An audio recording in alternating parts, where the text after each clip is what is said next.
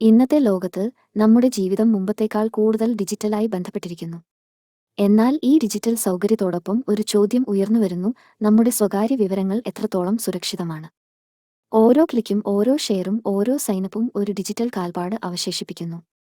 നിങ്ങളെക്കുറിച്ച് ഒരുപാട് പറയാൻ കഴിയുന്ന ഒരു കാൽപ്പാട് നിങ്ങൾക്കറിയാമോ? കഴിഞ്ഞ വർഷം മാത്രം ദശലക്ഷക്കണക്കിന് ആളുകൾ ഡാറ്റാ ലംഘനങ്ങൾക്കും സൈബർ കുറ്റകൃത്യങ്ങൾക്കും ഇരയായി. നമ്മുടെ സ്വകാര്യത നിരന്തരം അപകടത്തിലാകുന്ന ഒരു ലോകമാണിത്. പക്ഷേ നമ്മെ തന്നെ സംരക്ഷിക്കാൻ നമുക്ക് സ്വീകരിക്കാവുന്ന നടപടികളുമുണ്ട്. വ്യത്യസ്ത അക്കൗണ്ടുകൾക്കായി ശക്തവും അതുല്യവുമായ പാസ്വേഡുകൾ ഉപയോഗിക്കുക. നിങ്ങൾ ഓൺലൈനിൽ പങ്കിടുന്ന വിവരങ്ങളെക്കുറിച്ച് ജാഗ്രത പാലിക്കുക.